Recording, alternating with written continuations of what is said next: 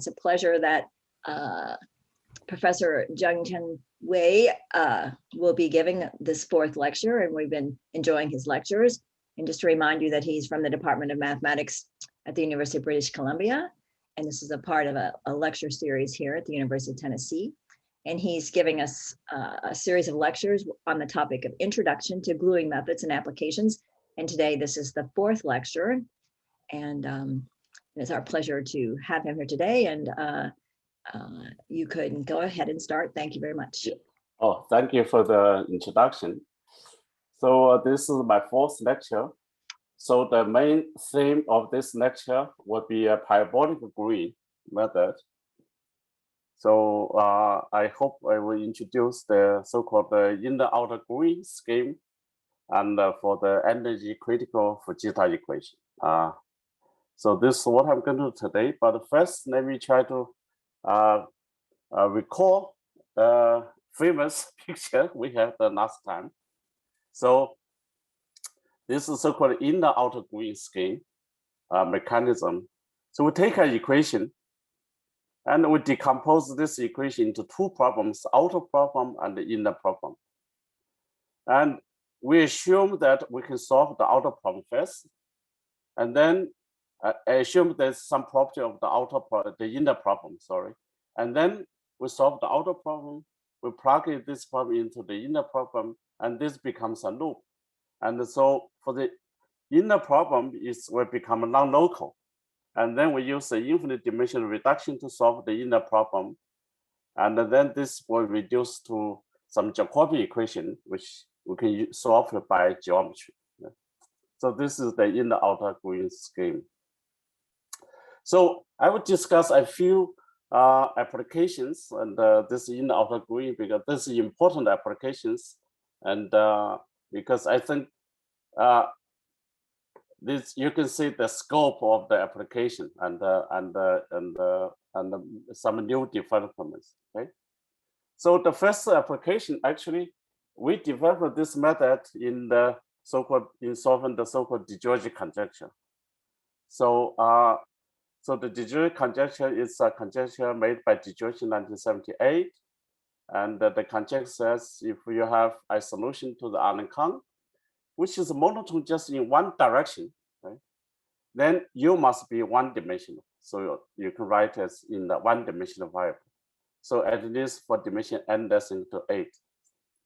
So this problem has been active in the 10 years ago or 20 years ago.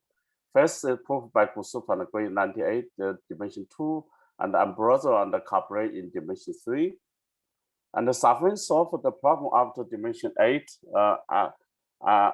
under this additional limit assumption. So in 2000, the paper in INOS in 2009.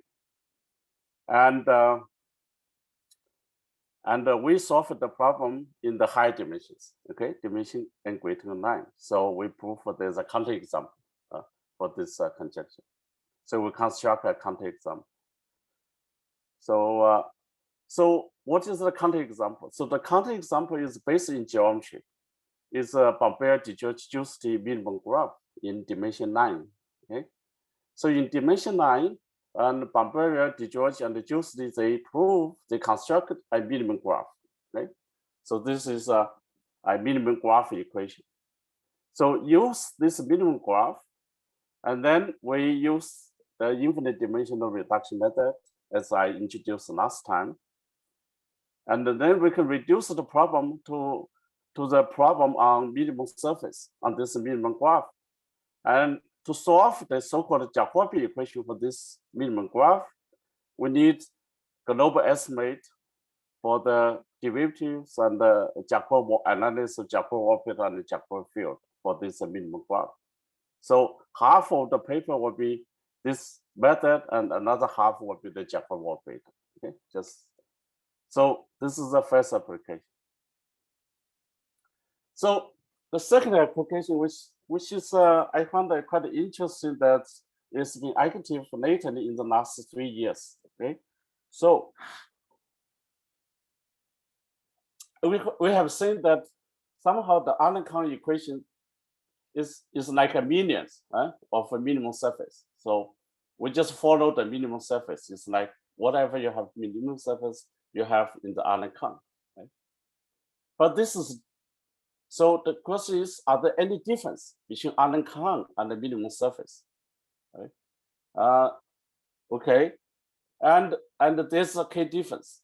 The difference is that in the minimum surface, if you take two hyperplane, this is the minimum surface. Okay, they don't see each other, they don't interact. Okay, but if you take node set with two hyperplane for the Allen count equation, they see each other. Okay, and they interact, and that's the difference. The Allen count equation somehow is a long-range interaction. As you say, the long-range interaction between the planes. But minimum surface, you don't see any interaction. So as a result of the interaction, we have a total system embedded in the Allen count equation. So in fact, there's a total system in the lower dimension, which is embedded in the Allen count equation. So this is kind of interesting because now we see something else, you see, in addition to the minimum surface. So this was first discovered in my paper with Depino, Mike Kwasik, and Frank Pacar in 2010. And we showed that given any finite total system, right, we can have, there's a solution to the Allen count. You can embed the total system to the Allen count. In such a way that the node set are governed by the total system. So the total system gives you the node set. Okay.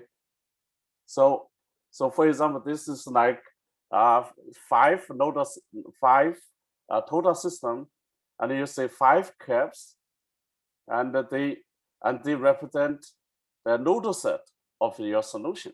So your solution jumps from -1 to +1, -1 to +1, but the node the interaction between these two node set is governed by the total system. So this is the first time we see a total system inside the Allen count equation instead of minimum surface. Okay. Now this so in some sense, the Allen count equation, such a simple equation, contains two, classical objects. One is the total system, one is the minimum surface. So you really see it's like a combination of total system and minimum surface in the Allen count equation. Now, this Allen count equation discovery turns out to be also important in the so-called C2 alpha estimate for interfaces. So the inner outer grid scheme is not only used for building solutions, it can also be used to analyze the structure of the solutions. So one application is the following so-called C2 alpha estimate of the interface.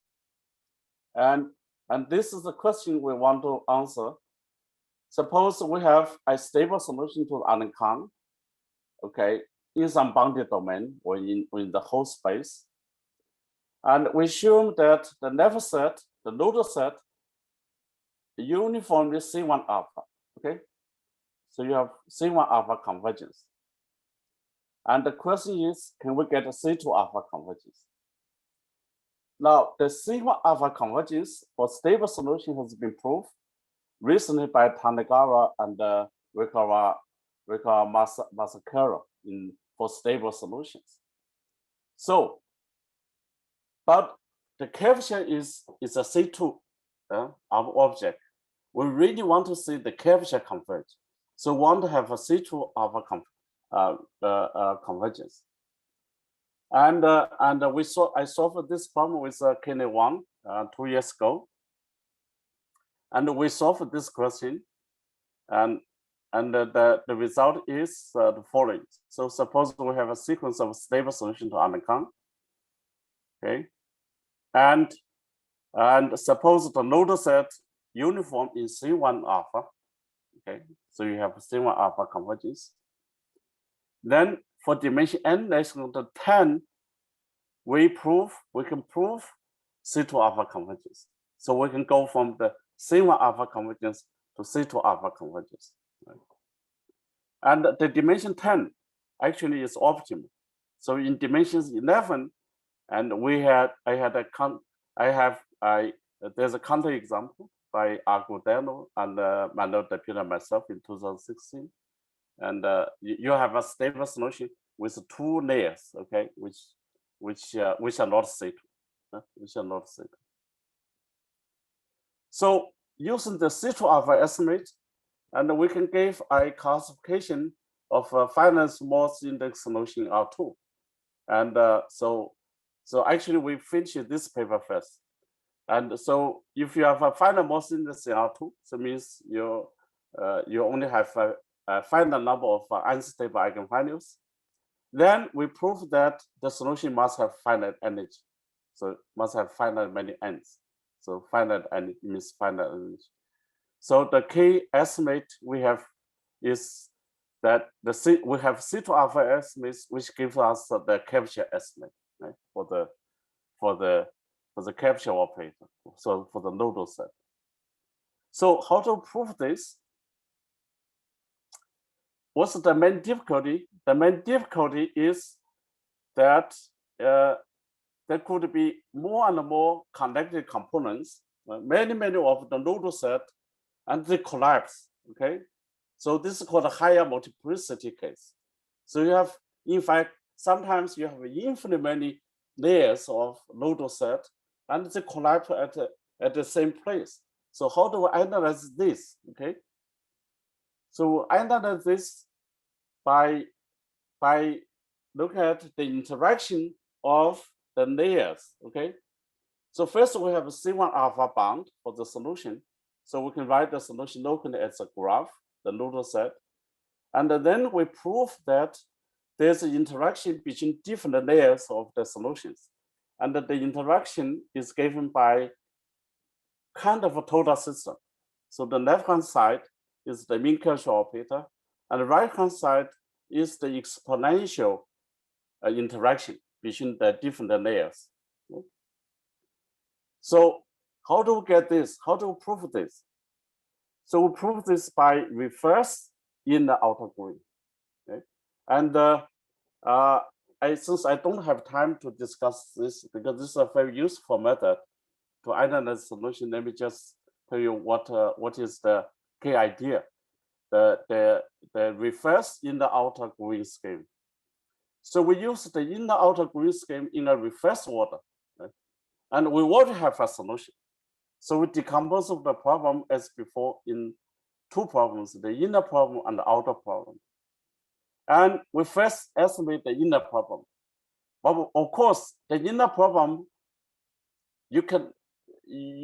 has to estimate under some assumption for the outer problem in terms of the outer problem. So this is the inner quantity and this is the outer quantity. And then the rest will come from the interface interactions. You have a lot of interface interactions. And then we estimate the outer problem. Then the outer problem will depend on the inner problem. Okay? And then there are some other effects of interactions. Right? So, and the inner and outer green mechanism works because if these 2 constant, multiply these 2 constant is less than 1. So you see a recycling system, right? A cycling system so that you can get both the inner estimate and outer estimate. So this is the reverse inner and the outer green. Okay? Now, use this reverse inner outer green, and what we show that, so once we have this equation, and because I'll state this equation, then you can say that what is the obstruction to C2 alpha estimate. So if these 2 layers, they stay too far away, then you get C2 alpha estimate. Now, if they are too close, then you block and you see a total system. So what you see is like a fine structure of the Arnold equation. And And what we showed is the obstruction to the C2 alpha estimate, the convergence is exactly is because of the total system, because you have the total system. So now what you need to show is you don't have a stable solution for the total system. And then you prove there's a convergence, C2 alpha convergence. So this in the autogreen method is also very useful to analyze the solutions, not just construction solutions, but to analyze the fine structure of the solutions. So this is the third application. Any questions, any remarks?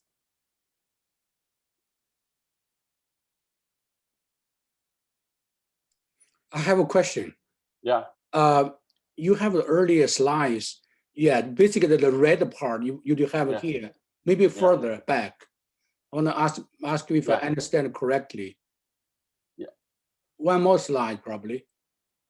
There is a equivalence between the two systems, Allen Carr. Okay. System. Okay. This slide. So yeah. So what do you mean? Every minimum surface has a corresponding Allen Carr? Yes. And every total system has a corresponding Allen Carr in high dimension. In high dimension. Okay. Yeah. So that every Allen Carr, the nodal set, give you the minimum surface, right? No, also give you a total system as well. Okay, so, total system. Okay. Yeah. So give you either total system or minimum surface. So. But how do you understand this?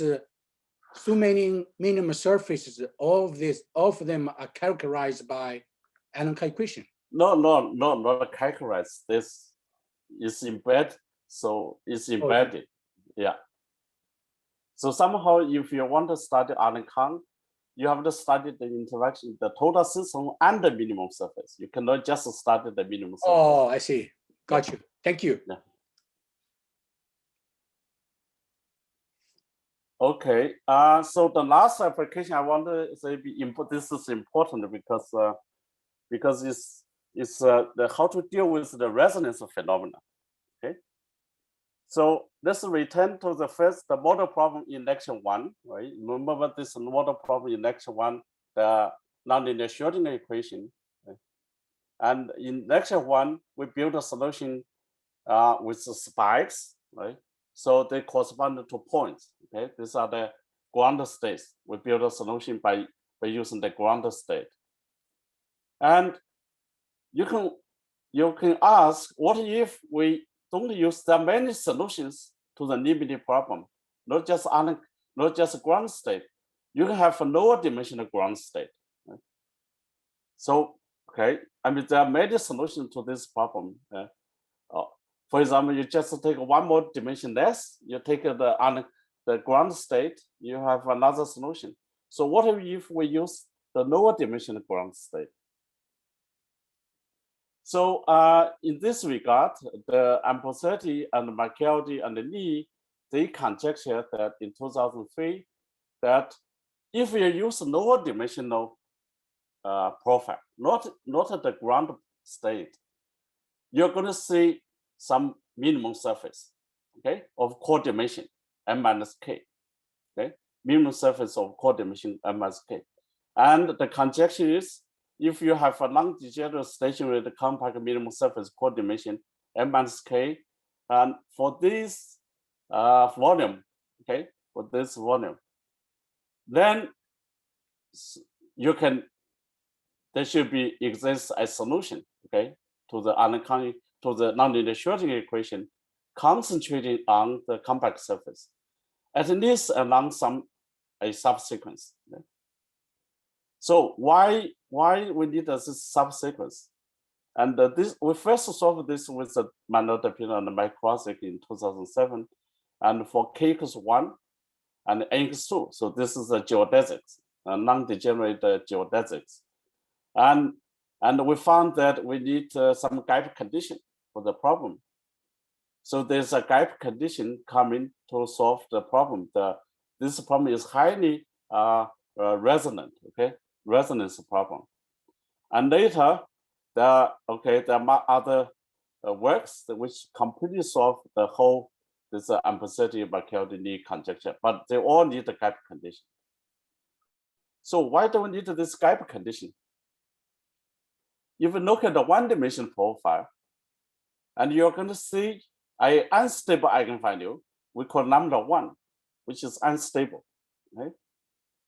And the rest of the eigenvalues are stable.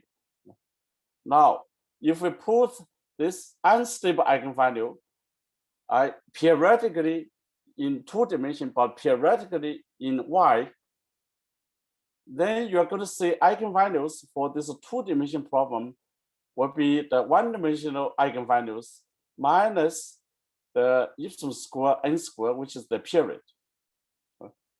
And so you'll see that if your lambda 1 is positive, the unstable eigenvalue, then you may touch many zeros, okay? And this you see the resonance phenomena. So for this case, we need some kind of a gap condition. We need some kind of resonance condition, right? So if you will consider compact minimum surface. But what if we want to consider the problem in the whole space? So how do we do the Green method, the in-outer Green method, the infinite dimension reduction method in the resonance case, right? So let's take the nonlinear Schrödinger equation in R2. And suppose I want to insert a total system to the nonlinear Schrödinger equation. Can I do this? Can I reinsert a total system to the nonlinear Schrödinger equation? Now, for the Allen-Kahn, we have done that. And we see that there's no, this Allen-Kahn, because Allen-Kahn equation, the profile is stable, right? But for total, for the nonlinear Schrödinger equation, the profile is quite unstable, okay? So how do we deal with this case? So let's look at the one-dimensional profile, and we look at the corresponding operator in 2 dimensions. You add 1 more dimension. And then what you can show is, in addition to the W prime, which is in the kernel, okay, and you have 2 additional kernels, and these are resonance, okay, and these kernels correspond exactly to the resonance problem, to the resonance, to the unstable eigenvalues, okay. So, and you can show all boundary solutions are this type, okay, at this type. So we have to deal with this degeneracy. How do we deal with this degeneracy?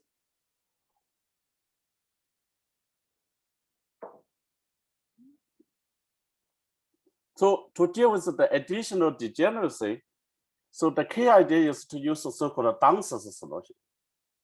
So we can no longer use the one-dimensional profile, and we should use some solution which represents the degeneracy, right? So this is called Dancer's solution.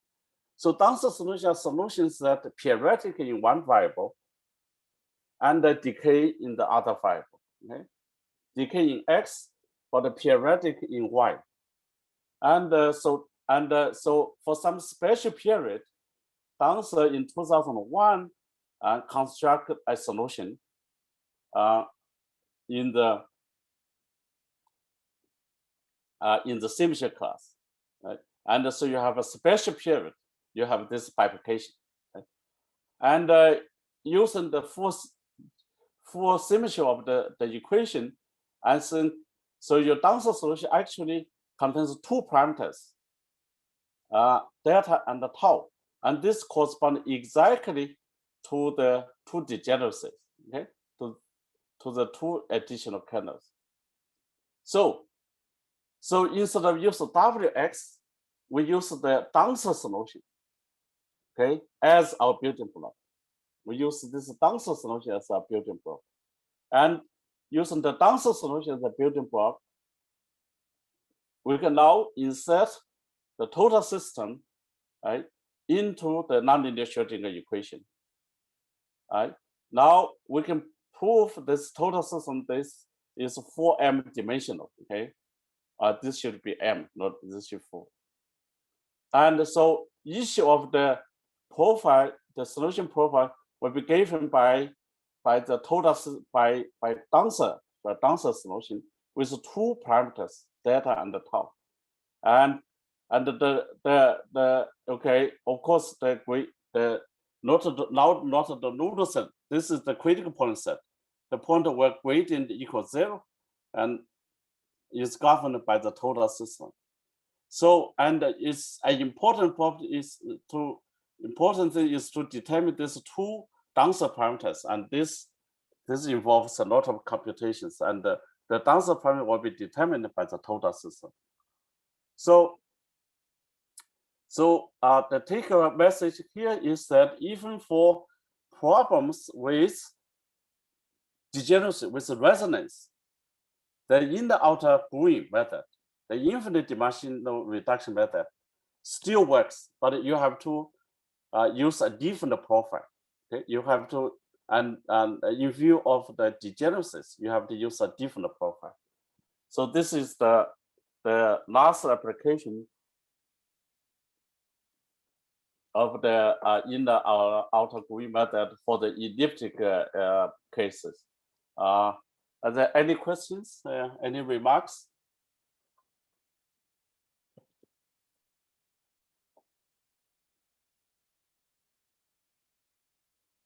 Okay. So we finished the inner outer gluing for elliptic equations. Okay, in the elliptic equations. Now, in the next 2 lectures, I will discuss the inner outer gluing for time problem, time evolution problem. Okay. So the first case will be the heat equation, the energy critical Fujita equation. And how we're going to do inner outer gluing for the energy critical for the parabolic equation. Right? So let's look at the Fujita equation. So let's look at Fujita equation in the whole space, not a bounded domain. And Fujita studied this problem in bounded domain and in 1966. And so this problem is called a nonlinear Fujita equation. So we see the problem blow up if at some finite time the L infinity becomes is infinity. So the solution blows up. Okay? And we have 2 kinds of blow up. Okay, one is the so-called self-similar, is type 1 blow up. So for type 1 blow up would be like you do away the nonlinear term. You take a ut equals Laplace u for the heat equation, and this will be the type 1 blob. Okay, so the equation when you the blob equation like an ODE, so this is like an ODE blob. Now type 2 blob will be all the blob which are not ODE, not the ODE type. Okay, so this is a type 2 blob. Okay, so we have 2 kinds of type 1 blob and a type 2 blob. And okay, in the 80s, okay, in 1987, Giga shows that if P is less than the critical exponent, and for non-negative initial data, all blob are type 1. Okay, so for the subcritical case, positive solution, all blob are type 1. And later, Giga and Matsu and Sasayama in 2004 generalized this result to sign changing. So now for the subcritical case, all solutions are type 1 blob. So there's no type 2 blob. Okay. Well, so now let's look at the energy critical case. Okay, so this is the one I'm going to consider today. Any questions? I think, is there a typo in the type 2 blow up? I think look, Yeah. both of them look the same to me. One is less than infinity, one equals infinity. Okay. Yeah. Yeah. Okay. Yeah. Okay, so let's look at the energy critical case. Right? For subcritical, all block are finite type 1. So let's look at energy critical case. Now, Phillips and Hiraro and Velasquez in 2000, they show that if you have radio data, which is radio decreasing, then all block positive solution block must be type 1. Okay? And recently, a few months ago, with the Kenya one, we showed that all blocks are type 1 for dimension n greater than 7. Okay, so for positive solutions. Now, if you consider video solution, we just need dimension greater than 5. Okay, so for positive solution, you should say only type 1 block, even for the critical case. Okay, there's a critical exponent case. So, and we prove this by reverse parabolic Green method, and I don't have time to discuss this, but you can look at the paper, which is quite a long paper. So in this result, we don't have any radio symmetry condition on the initial data. This is for any generic data, just every vintage data. So if we want to look for type 2 block, we can only look for the sign change solutions for the critical case. Now, in this case, and in the same paper, Phillips, Hiraro, and Velasquez, they did a formal computation, and they have this result. But this is a formal computation. Right? They show that for dimension n equal to 6, you have type 2 block. And for dimension n greater than 7, there's no type 2 block in the radio case, even for sign changing. So this is a formal result. So what about the rigorous proof? So, but so let me just emphasize the result for n equal to 6. There should be type 2 block. For n greater than 7, there should be no type 2 block. Okay? And the first rigorous result was given by Schur in 2012 in the video case in dimension 4. In dimension 4, the critical exponent will be 3. And he constructed type 2 block, sign changing, video block. And this method relies heavily on the video symmetry and the fact that this is an odd integer. And this somehow is important for this method. So what about the general domains, the non-general data, non-radio symmetry case? And in 2019, we gave a proof for the general case, and so the result is very robust. So I'm going to give a proof of this result in this lecture. So in dimension 4, we take a critical exponent 3, and we fix a time. This time is sufficiently small. Okay. Then we can construct initial data conditions such that this problem, the Fujita problem, blows up exactly at the key points. Okay, so you can prescribe your blob point, and the blob solution, or this should be lambda, sorry, behaves exactly like the bubble, like the Talanti-Urban Talanti bubble in 4 dimensions. And the blob rate is log square over t minus t, right? And even the blob is coordination k stable. So which means near a coordination k minus 4, the U0, and you can always have a finite time blob, and the blob at this k points, So this is a stability of the blob and also the construction of the blob. So the blob is coordination K stable. Okay, it's stable. Coordination K stable. So this is dimension 4. And the dimension 5 is somehow is easier. So in dimension 5, you get you also have the same result. Now you can compute what is the blob rate. The blob rate is t minus t to the -3. So this is dimension 5. And the dimension 6, dimension 3 and 6 are only solved last year. So in dimension 3, and this is work with Manuel Depino, Monica Musso, and my student Yifu Zhou and Qidi Zhang.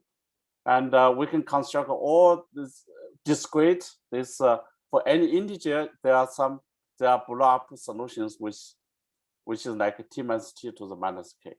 So this is nx3 and px5.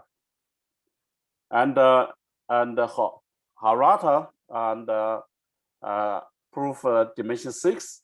In this case, p will be 2, and the blob rate is like this. Okay.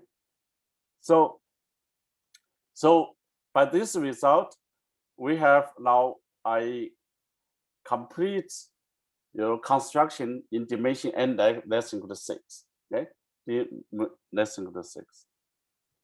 So how do we construct all these finite time blob solutions? Okay, what is the method? So the method is the parabolic growing, which I'm going to introduce now. Now, before I introduce any questions on this result? What is K? K, you fix K. Fix any integer K. So is it all the possible case or just the yeah, all possible cases. all possible case? Yeah, fix any integer K. You can construct a solution which blob rate like this. Yeah. So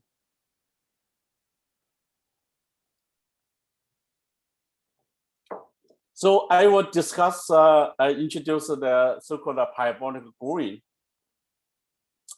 to construct all this finite time blob. Okay, so let's start with the energy critical heat equation R4, which is so R4 is quite nice because the exponent is 3, so it's like our Allen count. So I take this R3. Yeah.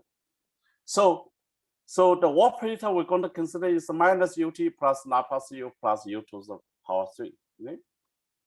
And we want to construct a solution R4 and from 0 to t. T will be fixed. Okay, t will be small. The blob time will be small. So we want to use the parabolic growing to construct type 2 blob of this type. Choose the summation of the Tanandi bubble at different place, and the blob rate, the lambda, the blob rate will be t minus t over log square. Okay. So this is what we want to construct. We want to use the parabolic growing to construct this solution. So the idea is to extend the inner outer growing in the infinite time, infinite dimension reduction method to the parabolic equation. Now, what are the key elements in elliptic growing? In the first 3 lectures, right, I discussed the elliptic growing. So what are the key elements? Is the Friedhelm property of the operator and the modular space theory for the elliptic operators. Okay, modular space theory for the elliptic operators. Okay, for the parabolic equation, there's no freedom theory for parabolic. Right? Okay, you don't have any freedom theory for the parabolic. Okay, so all the method I could discuss here, and you can read this paper, which appeared last year in Visual Math, and this is a shortened version of the paper, And the long version, which is 177 pages, is posted on my website. So if you are really interested in all the details of this method, you can look at the long version, which is 177 pages. Okay? But all the methods I'm going to present here will come from this paper. Okay? All right, so let me explain this in the outer scheme, just one bubble. Yeah, any question? Quick question. Yeah. This harmonic map flow problem, what are the domain and range manifolds? Oh, yeah, with that, you can take any domain. You can take the whole space R2. You can take a bounded domain. We don't care. We don't have. What's the range? The range is S2. S2, okay. Yeah.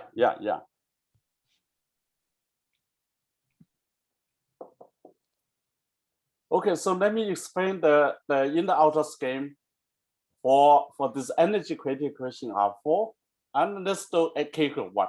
Okay. So we look for a solution to this problem with this form. This is what I want to consider. Okay. So lambda is like the scaling parameter, and the Xi is the translation. So we know that the Waban Canante bubble has a scaling parameter, has a translation. Now, we want to construct a solution. So the lambda, we need to construct the lambda so that the lambda at t equals 0. And the point, the Xi should also be fixed. Okay, the limit is Xi. Be fixed. So this is what we want to do. Okay, this is what we want to do. And in this process, we will find what is the rate lambda and what is the Poisson rate, the equation for Xi. Okay. So what is the strategy? The strategy is very simple. Okay, just as before.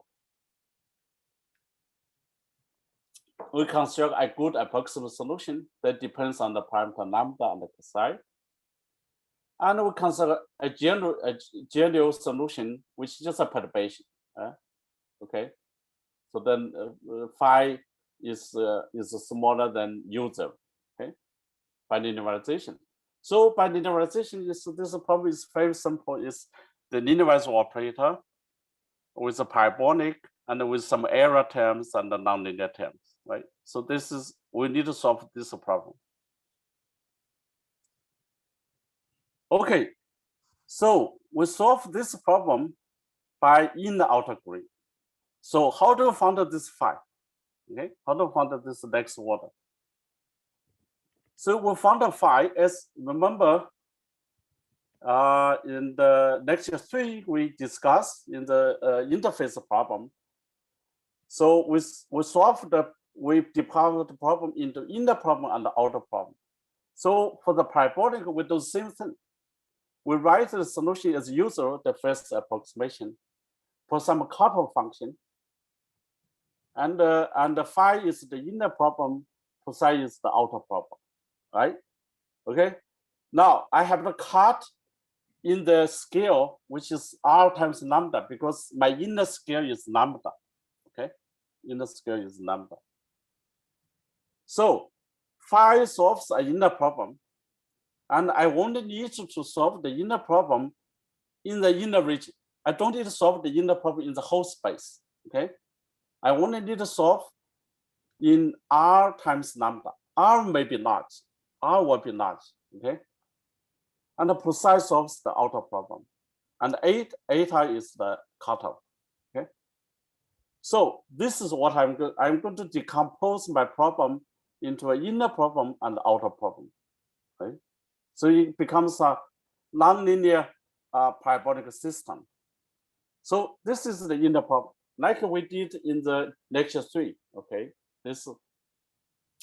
so we have inner problem is solved. Okay, in the inner region. Okay, x less than 2r lambda t, and the inner problem is linearized around the inner solution. Okay, you have also cut the error, right? And then, but the outer problem enters in the inner problem by this 3 times U0 squared psi. Okay, Now, what is the outer problem? The outer problem, the potential disappear, right? Because the potential enters into here, the outer problem. So the outer problem basically is like a heat equation. It's almost like a heat equation. But we have the cutoff from the inner. So the outer and inner, they're covered by these blue color terms. So outer problem enter into the inner problem by 3W square psi. The inner problem enter into outer problem by the cutoff. Okay, by this cutoff. Right. Okay, so let's look at the inner problem. Okay? So for inner problem, it's better to use the inner variable. It's like in the initial case, we use the x equals epsilon y, so we get to the inner variable. Now, for the hyperbolic problem, you use self-similar. You use this similar variable. So you rescale your x by x equals k psi plus lambda 1. But then you also need to rescale your time, right? Your time should be rescaled. And your time is rescaled by d tau over d lambda equals d tau over dt equals 1 over lambda square. So this is the inner variable, okay? And this is usually what you do for hyperbolic problems. Okay, so in the inner variable, the approximation becomes order 1. Okay, it's just WY. Okay, just the Orban-Tonanti bubble, right? You rescale. And the inner equation, the nearest equation, it just becomes phi tau equals Laplace phi. Now this is in Y variable, and the 3W square phi. Now let's remember we have the outer problem coming, right? W square phi psi. This is the outer problem, right? So this is the inner problem. Okay. So how does the inner outer work? The inner outer work. So the key observation is that in order that the inner and outer problem are decoupled, so what we need to estimate is outer to inner is 3W square psi. This is what we need, right? Now, let's remember psi is the outer problem. So psi should have some more regularity than the inner problem. So in some sense, psi is like a Freese coefficient at the point, okay? So you only estimate psi at Q. This should be Q, okay? Now the inner outer is inner coupled to outer by the cutoff. So there are two cutoff, the gradient eta, gradient phi, and phi times Laplace psi. Now, the key observation is the phi, the inner problem may be very bright in the inside. You're going to see, yes, as you're going to see, it's very, very bright in the inside. But for the inner to outer to work, you only care what happens to phi near the boundary of your cutoff. Right? Because this one is supported near the boundary of the cutoff. So all I need to estimate is estimate the phi near the boundary. If I can find a solution, the inner solution, which is good near the boundary, then it's okay. Then the inner outer will work. Right? Now, this is quite different from the initial case, because in the initial case, we have the maximum principle, so phi decays exponentially. So, okay, everything is fine. But here, phi itself grows very much inside, okay? So this is the key. This is the key observation that we're going to use, right? Any questions, remarks? What's that second term? Free Laplacian R of what? What's this term here? Laplace eta R, sorry. This I Oh, forgot okay. the eta R. Yeah, this is the cutoff. Yeah. Okay, thanks. So for the green to work, we need to find the inner solution which has a fast space decay and a fast time decay. So the model in the problem is this. This is the model problem. And we have a linearized operator, okay, in the inner variable. And we have error terms which decay in space and decay in space and decay in time. Okay. So this is what we need to solve. So the solution always exists. Unlike the integral problem, we need to use Friedholm to show existence. For parabolic problem, solution always exists because it's an initial value problem. Okay? Solution always exists because everything is bounded. Now the problem is to find the upper estimate. Okay? To find the fast decay solution in both space and time. Now, let's look the eigenvalues for the Orban-Tonati bubble. So the eigenvalue problem for Orban-Tonati bubble, you have an unstable eigenvalue, which decays exponentially. And then you have zero eigenvalue.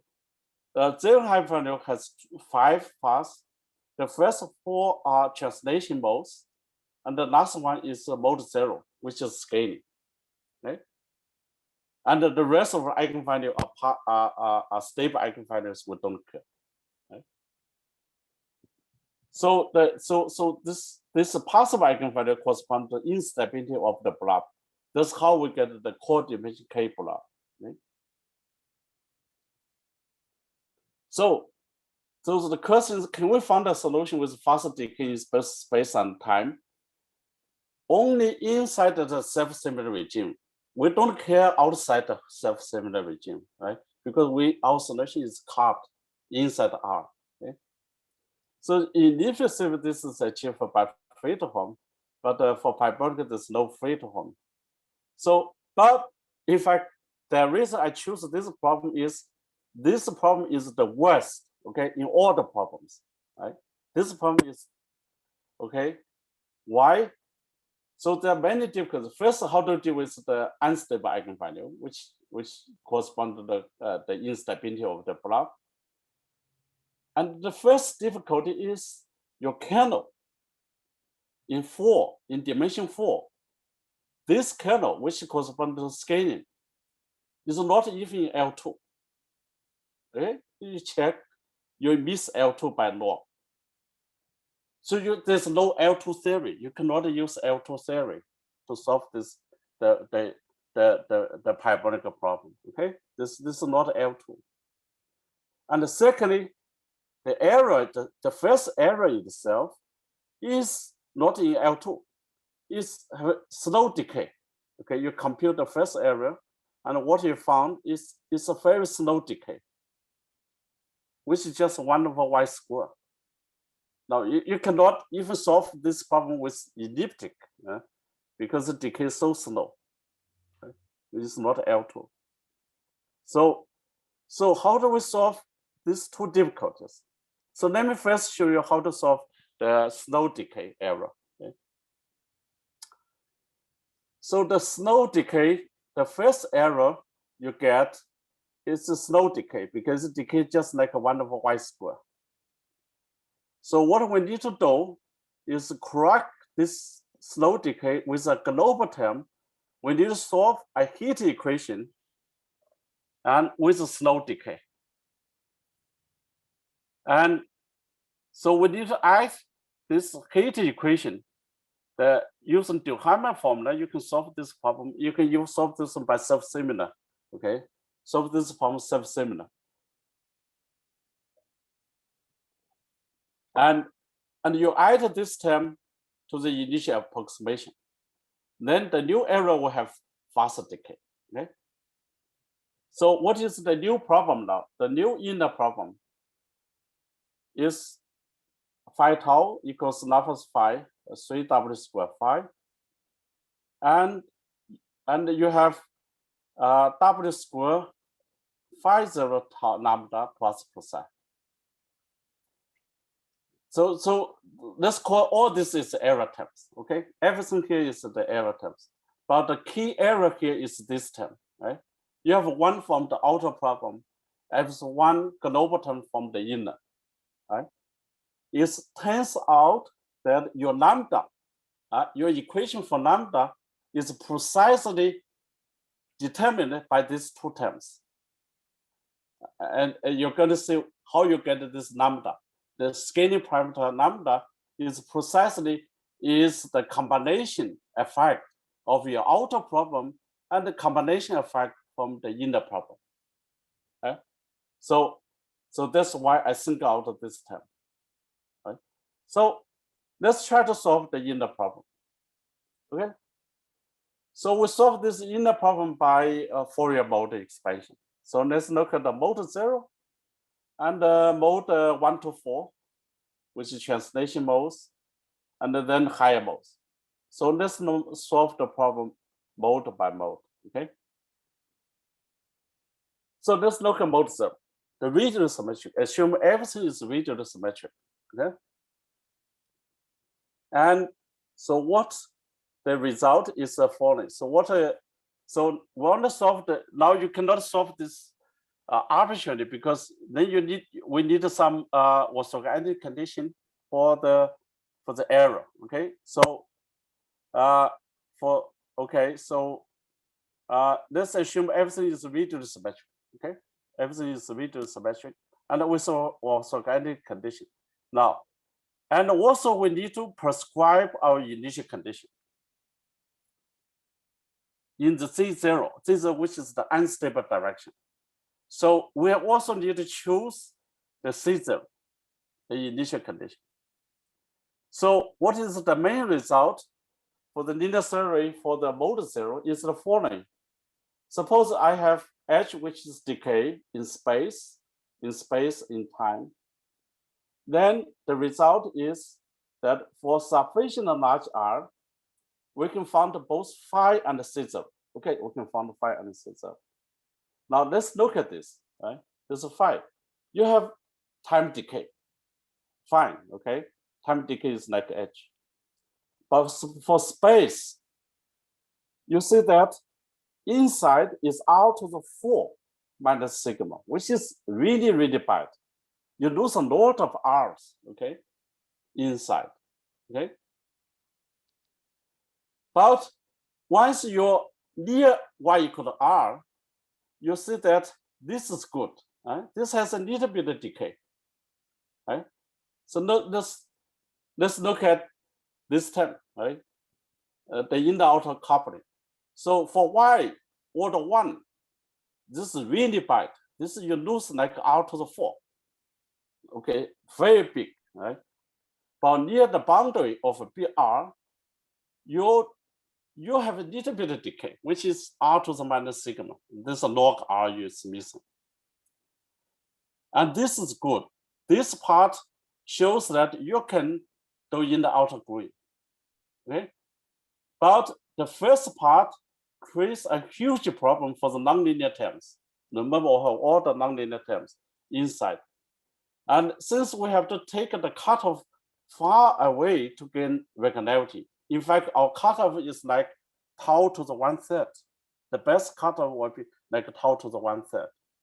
So you see the problem is we have a linear theory for this problem, but the linear theory loses a lot of tau inside, but gain a little bit of tau on the boundary.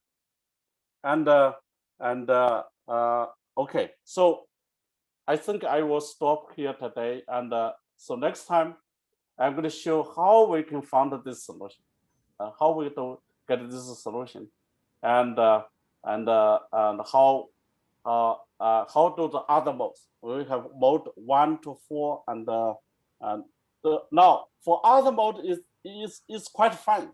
For the other modes 1 to 4, we don't lose anything. Okay, for 1 to 4 we don't lose anything, and for high modes we don't lose anything.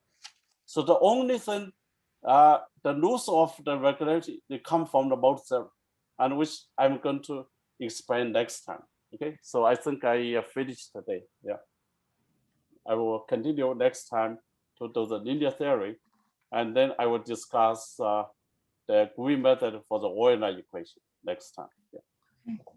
Thank you very much for that interesting talk. Thank you for continuing this series. We appreciate this. And do we have any questions? I don't see any questions in the chat, but maybe somebody would just like to ask a question from the audience.